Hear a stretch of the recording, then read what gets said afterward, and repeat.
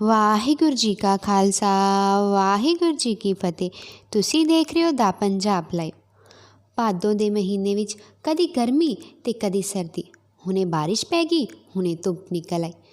ਕਈ ਮਨੁੱਖ ਭਾਦਰੋਂ ਦੀ ਤਰ੍ਹਾਂ ਗੁਰਦੁਆਰੇ ਬੈਠਦੇ ਹਨ, ਬੜੇ ਸ਼ੀਤਲ, ਪਰ ਘਰ ਜਾਓ ਤਾਂ ਪੜਥੂ ਪਾ ਦਿੰਦੇ ਹਨ। ਗੁਰਦੁਆਰੇ ਬੈਠੇ ਸਨ ਬਿਲਕੁਲ ਦੇਵਤੇ ਬਣ ਕੇ, ਘਰ ਚਲੇ ਗਏ ਤੇ ਉਵੇਂ ਹੀ ਬਣ ਗਏ ਜਿਵੇਂ ਉਹਨਾਂ ਦੇ ਅੰਦਰ ਕੋਈ ਕ੍ਰੋਧ ਦੀ ਜਵਾਲਾ ਬਣ ਗਈ ਹੋਏ। ਕਈ ਵਾਰ ਉਹਨਾਂ ਨੂੰ ਦੇਖ ਕੇ ਘਰ ਵਾਲੇ ਕਹਿੰਦੇ ਹਨ, ਇਹ ਗੁਰਦੁਆਰੇ ਰਹੀ ਤਾਂ ਚੰਗਾ, ਉੱਥੇ ਦੇਵਤਾ ਹੈ ਤੇ ਘਰ ਇਹ ਅਕਾਲ ਰੂਪ ਬਣ ਜਾਂਦਾ। ਮਨੁੱਖ ਜੋ ਕਰਮ ਕਰਦਾ ਹੈ ਨਾ, ਕਰਮਾਂ ਦੇ ਬੀਜ ਦੋ ਤਰ੍ਹਾਂ ਦੇ ਫਲ ਲੱਗਦੇ ਹਨ, ਇੱਕ ਸ਼ੁਭ ਕਰਮ, ਇੱਕ ਅਸ਼ੁਭ ਕਰਮ। ਇਹ ਦੋ ਬੀਜ ਹਨ। ਫਲ ਵੀ ਦੋ ਕਿਸਮਾਂ ਦੇ ਹਨ, ਇੱਕ ਦੁੱਖ ਅਤੇ ਇੱਕ ਸੁੱਖ। ਜਿਵੇਂ ਫਲ ਮਿੱਠੇ ਹੁੰਦੇ ਹਨ, ਕੋਈ ਬਹੁਤ ਮਿੱਠੇ ਹੁੰਦੇ ਹਨ, ਕੋਈ ਬਹੁਤ ਹੀ ਜ਼ਿਆਦਾ ਮਿੱਠੇ ਹੁੰਦੇ ਹਨ। ਇਸੇ ਤਰ੍ਹਾਂ ਦੁੱਖਾਂ ਦੇ ਫਲ, ਕੋਈ ਛੋਟੇ ਦੁੱਖ, ਕੋਈ ਵੱਡੇ ਦੁੱਖ, ਕੁਛ ਬਹੁਤ ਵੱਡੇ ਦੁੱਖ। ਐਵੇਂ ਮਿੱਠੇ ਫਲ ਵੀ ਹੁੰਦੇ ਨੇ, ਥੋੜ੍ਹੇ ਮਿੱਠੇ, ਜ਼ਿਆਦਾ ਮਿੱਠੇ ਅਤੇ ਬਹੁਤ ਜ਼ਿਆਦਾ ਮਿੱਠੇ। ਸੁੱਖ ਮਿਲਿਆ, ਬਹੁਤ ਸੁੱਖ ਮਿਲਿਆ ਅਤੇ ਮਹਾਨ ਸੁੱਖ ਮਿਲਿਆ।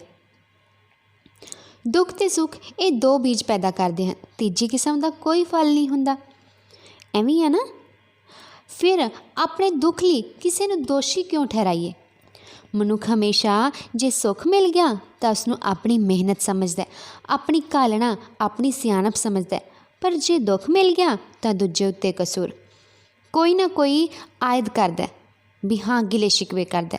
ਫਲਾਣੇ ਕਰਕੇ ਦੁੱਖ ਮਿਲਿਆ, ਫਲਾਣੇ ਦਾ ਸੰਯੋਗ ਹੋ ਗਿਆ ਤਾਂ ਹੋ ਸਕਦਾ। ਦੁੱਖ ਤੈਨੂੰ ਮਿਲਿਆ ਤੇਰੇ ਕਰਮਾਂ ਕਰਕੇ, ਭਾਵ ਆਪਾਂ ਨੂੰ ਮਿਲਿਆ ਆਪਣੇ ਕਰਮਾਂ ਕਰਕੇ। ਇਸ ਲਈ ਵਾਹਿਗੁਰੂ ਕਹਿੰਦੇ ਨੇ, ਭੁੱਲ ਕੇ ਵੀ ਕਿਸੇ ਨੂੰ ਦੋਸ਼ੀ ਨਾ ਠਹਿਰਾਓ। ਐਵੇਂ ਹੈ ਨਾ। ਇੱਕ ਵਾਰ ਨਾ ਇੱਕ ਡਾਕਟਰ, ਪ੍ਰਸਿੱਧ ਡਾਕਟਰ ਹੋਇਆ ਅਤੇ ਉਹਨੇ ਕੀ ਕਹਿ ਦਿੱਤਾ ਵੀ ਜਿੰਨੇ 90% ਰੋਗ ਲੱਗਦੇ ਨੇ ਨਾ, ਉਹ ਜੱਦੀ ਰੋਗ ਹੁੰਦੇ ਨੇ, ਭਾਵ ਪੁੱਛਦੇ ਨਹੀਂ, ਪਿੱਛੇ ਤੋਂ ਪਿੱਛੇ। ਜਿਵੇਂ ਕਿਸੇ ਨੂੰ ਸੀ, ਅੱਗੇ ਆ ਗਿਆ, ਅੱਗੇ ਆ ਗਿਆ। ਵੀ ਮਾਂ ਬਾਪ ਨੂੰ ਜਿਵੇਂ ਸ਼ੂਗਰ ਸੀ ਅਤੇ ਅੱਗੇ ਬੱਚਿਆਂ ਨੂੰ ਵੀ ਸ਼ੂਗਰ ਹੈ। ਮਾਂ ਬਾਪ ਦੀਆਂ ਅੱਖਾਂ ਕਮਜ਼ੋਰ ਸਨ, ਅੱਗੋਂ ਬੱਚਿਆਂ ਦੀਆਂ ਵੀ ਅੱਖਾਂ ਕਮਜ਼ੋਰ ਸਨ। ਮਾਂ ਬਾਪ ਨੂੰ ਕੋਈ ਰੋਗ ਸੀ, ਅੱਗੇ ਬੱਚਿਆਂ ਨੂੰ ਵੀ ਹੋ ਗਿਆ। ਡਾਕਟਰ ਨੇ ਕਹਿ ਦਿੱਤਾ ਕਿ ਮਨੁੱਖ ਦੇ ਸਰੀਰਕ ਰੋਗਾਂ ਲਈ 90% ਜ਼ਿੰਮੇਵਾਰ ਮਾਂ ਬਾਪ ਹਨ। ਉਸਨੇ ਇਹ ਐਲਾਨ ਕਰ ਦਿੱਤਾ ਸੀ ਕਿ ਰੋਗੀ ਮਾਂ ਬਾਪ ਕੋਲੋਂ ਬੱਚੇ ਪੈਦਾ ਕਰਨ ਦਾ ਹੱਕ ਹੀ ਖੋਹ ਲਓ। ਫਿਰ ਇੱਕ ਹੋਰ ਮਨੁੱਖ ਨੇ ਕਿਹਾ ਕਿ ਤੇਰੀਆਂ ਆਰਥਿਕ ਔਂਕੜਾਂ ਲਈ ਜ਼ਿੰਮੇਵਾਰ ਸਮਾਜ ਹੈ, ਤੂੰ ਨਹੀਂ। ਉਹਨੇ ਵੀ ਐਵੇਂ ਕਹਿ ਤਾ ਵੀ ਜਿਹੜੀਆਂ ਆਰਥਿਕ ਤੈਨੂੰ ਜੋ ਵੀ ਤੰਗੀਆਂ ਨੇ, ਵੀ ਉਹਦਾ ਜੋ ਵੀ ਉਹ ਸਮਾਜ ਹੈ, ਤੂੰ ਨਹੀਂ। ਇੱਕ ਮਨੁੱਖ ਚੋਟੀ ਦਾ ਧਨਵਾਨ ਹੋ ਗਿਆ, ਇਸ ਲਈ ਤੂੰ ਨਿਰਧਨ ਰਹਿ ਗਿਆ। ਇਹਨਾਂ ਦੋਹਾਂ ਨੇ ਬੜੀ ਵੱਡੀ ਮਾਨਸਿਕਤਾ ਜੋ ਉਹਨਾਂ ਵਿੱਚ ਸੀ, ਉਹ ਇੱਕ ਰੋਗ ਪੈਦਾ ਕਰ ਦਿੱਤਾ, ਭਾਵ ਨਾਸਤਿਕਤਾ ਨੂੰ ਜਨਮ ਦੇ ਦਿੱਤਾ ਕਿ ਮੇਰੇ ਸਰੀਰਕ ਰੋਗਾਂ ਲਈ ਮਾਂ ਬਾਪ ਜ਼ਿੰਮੇਵਾਰ ਨੇ ਅਤੇ ਮੇਰੀਆਂ ਜੋ ਵੀ ਔਂਕੜਾਂ ਨੇ ਉਹਦੇ ਲਈ ਸਮਾਜ, ਕਿ ਮੈਂ ਕੁਛ ਨਹੀਂ ਕੀਤਾ। ਦੂਜਾ ਸਿਰ ਦੋਸ਼ ਮੜਤਾ। ਇਸ ਖਿਆਲ ਦੇ ਨਾਲ ਉਸ ਸਮੇਂ ਜੋ ਬੇਸ਼ਤਰ ਨੌਜਵਾਨ ਬੱਚਿਆਂ ਦੇ ਮਨ ਵਿੱਚ ਆਪਣੇ ਮਾਂ ਬਾਪ ਪ੍ਰਤੀ ਜੋ ਸਨਮਾਨ ਸੀ, ਜੋ ਇੱਜ਼ਤ ਸੀ, ਉਹ ਘਟ ਗਿਆ। ਇਸ ਖਿਆਲ ਦੇ ਨਾਲ ਦੁਨੀਆ ਦੇ ਜ਼ਿਆਦਾਤਰ ਜੋ ਮਜ਼ਦੂਰ ਕਿਸਾਨ, ਉਹ ਅਮੀਰਾਂ ਦੇ ਖਿਲਾਫ ਹੋ ਗਏ। ਲੇਕਿਨ ਗੁਰਬਾਣੀ ਬੁਲੰਦ ਆਵਾਜ਼ ਵਿੱਚ ਕਹਿੰਦੀ ਹੈ, ਨਾ ਹੀ ਇਹਦੇ ਲਈ ਸਮਾਜ ਦੋਸ਼ੀ ਹੈ, ਨਾ ਜੋ ਮਾਂ ਬਾਪ ਨੇ, ਨਾ ਹੀ ਉਹ ਦੋਸ਼ੀ ਨੇ, ਅਤੇ ਨਾ ਹੀ ਆਪਾਂ ਦੋਸ਼ੀ ਹਾਂ। ਆਪਣੇ ਕਰਮ ਇਹ ਜਿਹੇ ਸਨ, ਉਹਨਾਂ ਕਰਕੇ ਮਾਂ ਬਾਪ ਦਾ ਸੰਯੋਗ ਹੋਇਆ। ਕਿਸੇ ਨੂੰ ਦੋਸ਼ੀ ਨਾ ਠਹਿਰਾਓ। ਤਨ ਦੀਆਂ ਸਾਰੀਆਂ ਲੋੜਾਂ ਬਾਹਰੋਂ ਪੂਰੀਆਂ ਹੁੰਦੀਆਂ ਨੇ। ਬਾਹਰ ਦਾ ਬਹੁਤ ਸਾਰਾ ਸਾਜੋ ਸਮਾਨ ਕਰਮ ਅਤੇ ਕਿਰਤ ਨਾਲ ਪ੍ਰਾਪਤ ਹੁੰਦਾ ਹੈ। ਪਰਮਾਤਮਾ ਦੀ ਪ੍ਰਾਪਤੀ ਅੰਦਰੋਂ ਹੁੰਦੀ ਹੈ, ਉਹ ਬਾਹਰੋਂ ਨਹੀਂ ਹੁੰਦੀ। ਬਾਹਰੋਂ ਮਨ ਚਾਹ ਪ੍ਰਾਪਤ ਨਹੀਂ ਹੋ ਸਕਦਾ। ਇਸ ਨੂੰ ਕਹਿੰਦੇ ਹਨ ਪ੍ਰਸਥਿਤੀ ਠੀਕ ਨਹੀਂ, ਭਾਵ ਹਾਲਾਤ ਠੀਕ ਨਹੀਂ। ਇੱਕ ਬੱਚੇ ਦਾ ਜਨਮ ਕਿਸੇ ਰਾਜੇ ਦੇ ਘਰ ਹੋਇਆ। ਉਹ ਬੱਚਾ ਜਨਮ ਤੋਂ ਹੀ ਅਰਬਾਪਤੀ, ਜਨਮ ਤੋਂ ਹੀ ਵਧੀਆ ਤੋਂ ਵਧੀਆ ਉਸਨੂੰ ਮਹਿਲ ਮਿਲ ਗਿਆ। ਇਸਨੇ ਹੁਣ ਤਾਂ ਕੁਝ ਵੀ ਨਹੀਂ ਕੀਤਾ ਨਾ। ਇਹ ਕੀ ਹੈ? ਇਹ ਉਹਦੀ ਪ੍ਰਸਥਿਤੀ ਹੈ। ਇਹ ਪਿਛਲੇ ਬੋਏ ਹੋਏ ਕਰਮ ਹਨ। ਇਹ ਪੁਰਬਲਾ ਦਾਨ ਹੈ। ਇਹ ਪਲੀ ਫੁੱਲਤ ਹੋਇਆ। ਇਹੀ ਹੈ ਨਾ। ਜਨਮ ਤੋਂ ਇਹ ਬ੍ਰਹਮ ਗਿਆਨ ਵੀ ਹੋ ਸਕਦਾ। ਬੜੇ ਛੋਟੇ ਛੋਟੇ ਮਾਸੂਮ ਬੱਚੇ ਧਾਰਮਿਕ ਹੁੰਦੇ ਹਨ, ਪਰਮਾਤਮਾ ਅੰਦਰੋਂ ਮਿਲਦਾ। ਅਤੇ ਜੇਕਰ ਪਰਮਾਤਮਾ ਦੀ ਪ੍ਰਾਪਤੀ ਅੰਦਰੋਂ ਨਹੀਂ ਹੋਈ ਤਾਂ ਮਨੋਸਥਿਤੀ ਠੀਕ ਨਹੀਂ ਸੀ। ਮਨੋਸਥਿਤੀ ਠੀਕ ਕਿਉਂ ਨਹੀਂ? ਕਿਉਂਕਿ ਮਨ ਮੈਲਾ ਹੈ। ਤਨ ਦੇ ਸਾਫ਼ ਕਰਨ ਨਾਲ ਕਿਤੇ ਮਨ ਸਾਫ਼ ਹੋ ਸਕਦਾ? ਨਹੀਂ ਨਾ। ਜੇ ਮਨ ਮੈਲਾ ਹੈ ਤਾਂ ਐਵੇਂ ਤਾਂ ਹੈਗਾ ਨਹੀਂ, ਪਾਣੀ ਸਰੀਰ 'ਤੇ ਪਾਈ ਜਾਈਏ ਅਤੇ ਮਨ ਸਾਫ਼ ਹੋ ਜਾਏਗਾ। ਜਦੋਂ ਬੰਦੇ ਵਿੱਚ ਹੰਕਾਰ ਦੀ ਬਦਬੂ ਆਉਂਦੀ ਹੈ ਨਾ ਤਾਂ ਮਨ ਆਪੇ ਵੇਖੋ ਮੈਲਾ ਲੱਗੇਗਾ। ਇਸ ਲਈ ਹੰਕਾਰ ਦੀ ਭਾਵਨਾ ਵਿੱਚ ਕੀਤਾ ਗਿਆ ਕੰਮ ਕਦੀ ਵੀ ਸਾਨੂੰ ਸ਼ੁੱਧ ਨਹੀਂ ਕਰ ਸਕਦਾ। ਵੇਖੋ ਜਿਵੇਂ ਰਾਜਸਥਾਨ ਵਿੱਚ ਜਿੱਥੇ ਵੀ ਪਾਣੀ ਬਹੁਤ ਡੂੰਘਾ ਉੱਥੇ ਹਲ ਚਲਾਉਣੇ ਬੜੇ ਔਖੇ ਨੇ। ਉੱਥੇ ਮਸ਼ਕਾਂ ਦੇ ਰਾਹੀਂ ਪਾਣੀ ਕੱਢਦੇ ਸਨ। ਉੱਥੇ ਖੂਹ ਜੋੜਿਆ, ਖੂਹ ਦੇ ਨਾਲ ਜੋ ਬੈਲ ਹੁੰਦੇ ਸਨ ਉਦੋਂ ਉਹਨਾਂ ਬਲਦਾਂ ਨੂੰ ਜੋੜਿਆ ਗਿਆ ਤਾਂ ਕਿ ਧਰਤੀ ਨੂੰ ਪਾਣੀ ਦੇ ਸਕੀਏ। ਧਰਤੀ 'ਤੇ ਜਿਹੜੇ ਬੂਟੇ ਹਨ ਉਹਨਾਂ ਨੂੰ ਪਾਣੀ ਦੇਣ ਲਈ ਉਹਨਾਂ ਵਿੱਚ ਉਹ ਬੈਲਾਂ ਨੂੰ ਜੋੜਿਆ ਗਿਆ ਸੀ। ਸ਼ਾਮ ਦਾ ਸਮਾਂ ਹੋਇਆ ਅਤੇ ਕਿਸਾਨ ਆਪ ਵੀ ਥੱਕ ਗਿਆ। ਜਿਹੜੇ ਉਹਨਾਂ ਬਲਦ ਲਾਏ ਸੀ ਉਹ ਵੀ ਥੱਕ ਗਏ। ਹਲ ਨਾਲੋਂ ਬਲਦ ਨੂੰ ਖੋਲ੍ਹ ਦਿੱਤੇ ਗਏ।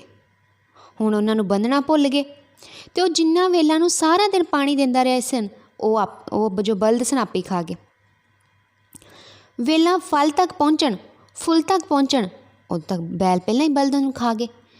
ਜਿਸ ਬੈਲ ਦੇ ਰਾਹੀਂ ਪਾਣੀ ਕੱਢਦੇ ਰਹੇ ਉਸ ਬੈਲ ਨੇ ਹੀ ਉਹ ਸਾਰਾ ਸਤਿਆਨਾਸ਼ ਕਰ ਦਿੱਤਾ।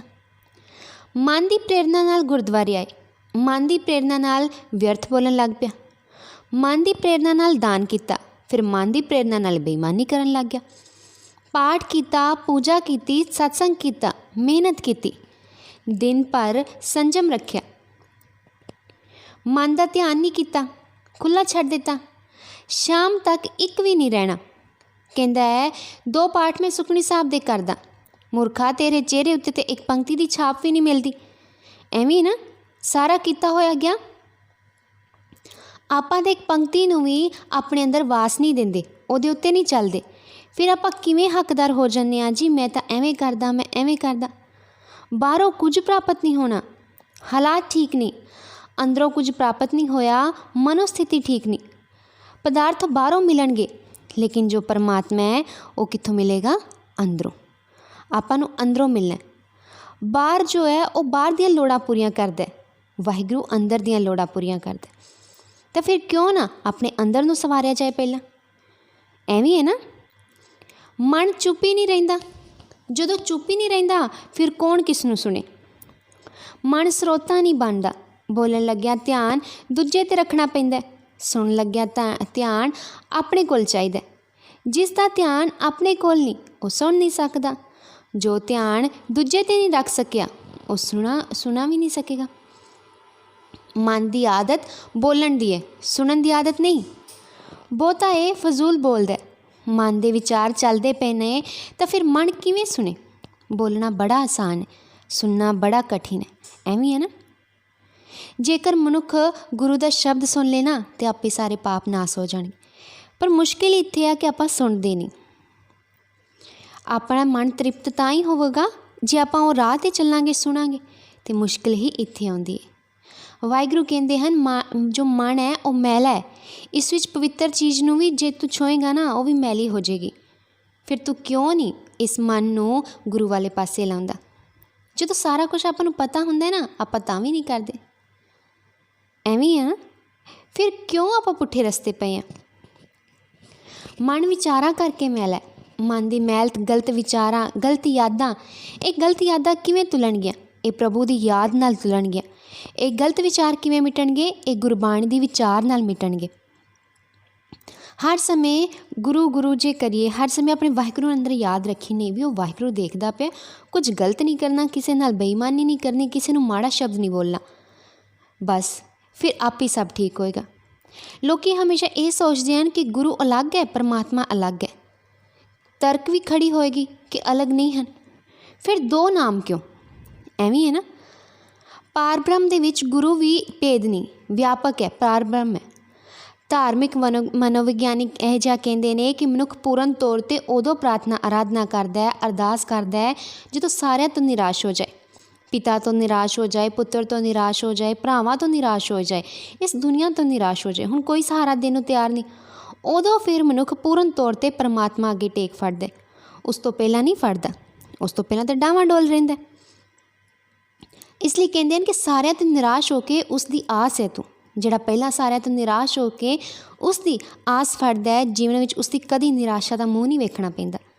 ਜਿਹੜਾ ਪਰਿਵਾਰ ਦੀ ਆਸ, ਮਿੱਤਰਾਂ ਦੀ ਆਸ, ਪੁੱਤਰਾਂ ਦੀ ਆਸ ਕਰਦਾ ਫਿਰ ਉਹਨੂੰ ਆਪੇ ਪਹਿਲਾਂ ਉਹ ਦਿਖਦੇ ਨੇ, ਬਾਅਦ 'ਚ ਵਾਹਿਗੁਰੂ। ਜ਼ਿੰਦਗੀ ਵਿੱਚ ਸੈਂਕੜੇ ਵਾਰੀ ਨਿਰਾਸ਼ਾ ਦਾ ਮੂੰਹ ਦੇਖਦਾ ਉਸ ਨੂੰ ਪਤਾ ਚੱਲ ਜਾਵੇਗਾ ਕਿ ਕੋਈ ਕੰਮ ਨਹੀਂ ਆਇਆ, ਉਸ ਵਾਹਿਗੁਰੂ ਨੇ ਹੀ ਕੰਮ ਆਉਣਾ। ਪਰ ਦੁੱਖ ਇੰਨਾ ਗਹਿਰਾ ਸੀ ਕਿ ਉਹ ਇਸ ਚੀਜ਼ ਨੂੰ ਭੁੱਲ ਨਹੀਂ ਸਕਦਾ। ਪਰ ਜਿਹੜੇ ਠੀਕ ਕਹਿੰਦੇ ਨੇ ਨਾ, ਠੀਕ ਹੈ ਰੱਬ ਤਾਂ ਹੈ ਹੀ, ਪਰ ਸਾਡੇ ਕੋਲ ਧਨ ਸੰਪਦਾ ਵੀ ਹੈ। ਨਹੀਂ, ਧਨ ਸੰਪਦਾ ਤੁਹਾਡੇ ਨਾਲ ਨਹੀਂ ਹਮੇਸ਼ਾ ਰਹਿਣੀ, ਉਹ ਵਾਹਿਗੁਰੂ ਨੇ ਤੁਹਾਡੇ ਨਾਲ ਰਹਿਣਾ।